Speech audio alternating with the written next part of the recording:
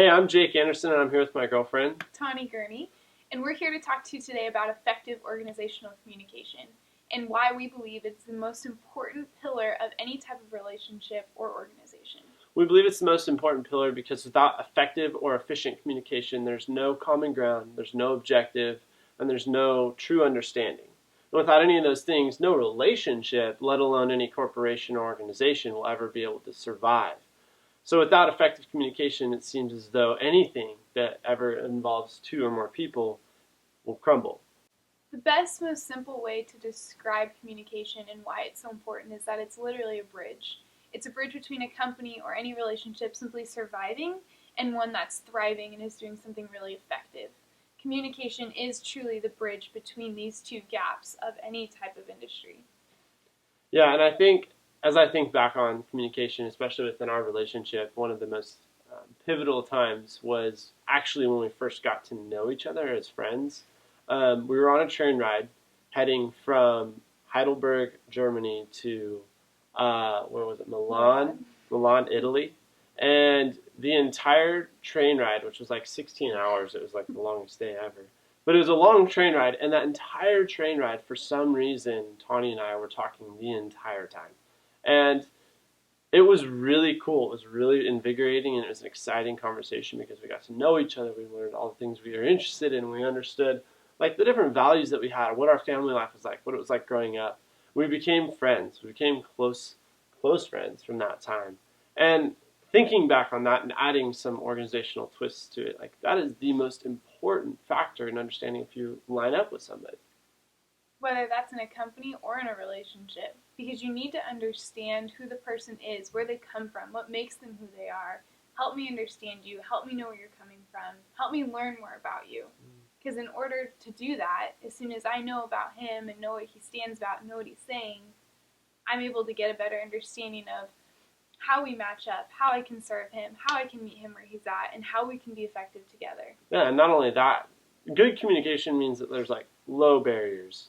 So in any organization, if a low-end employee can't speak to even a senior manager at any point for some fear of losing their job or being out of place, communication isn't truly freely flowing. And if communication isn't freely flowing, then we believe that the workplace isn't a very healthy environment. Effective communication establishes a common goal. And when you establish a common goal as a relationship, whether you want to be with somebody or whether a corporation establishes a common goal as meeting a certain profit or going after a certain market share, those are your common goals. And with everyone on the same team, you can piggyback off that goal and make things happen. And in that, with a company, good communication establishes priorities. It helps teammates work together. It helps people understand each other. When priorities are established, people's voices are heard. They feel validated. They feel understood. When that comes, you have higher efficiency. With that kind of efficiency, you have increased profits. You have increased effective organizational behavior. And overall, communication in itself is selfless. It requires you truly having the motive of understanding the other person. Of let me hear you, let me meet you where you're at, let me help you, what can we do together? And I can think of it most practically within a corporation's mindset of like Zappos. Zappos has one of the most open floor plans and structural organization that I've ever heard of, which allows all of their employees from sales to executive positions to speak freely amongst each other, allowing them to feel this open pipeline of communication and give them a sense of belonging, give them a sense of value, so they can be themselves, so they can speak freely and enjoy where they're at.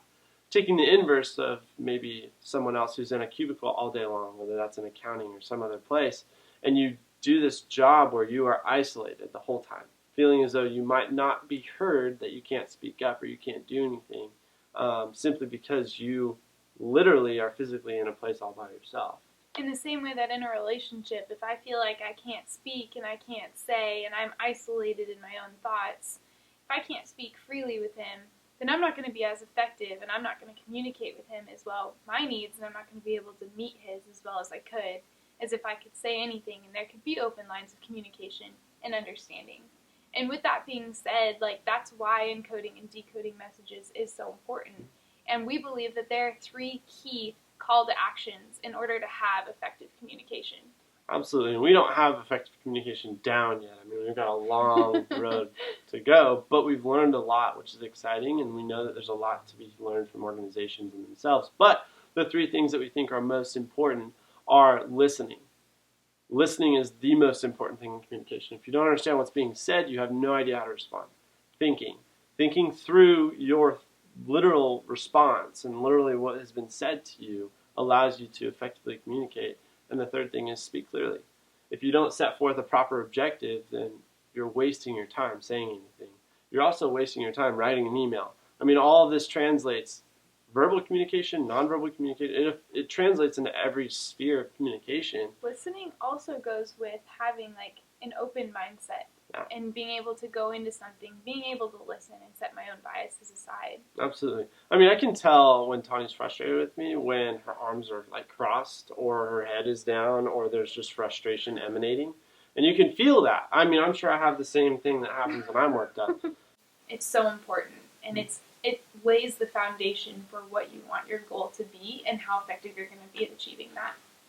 Thank you for your time. We hope that this spoke clearly to any communication issues you may have. Thank you.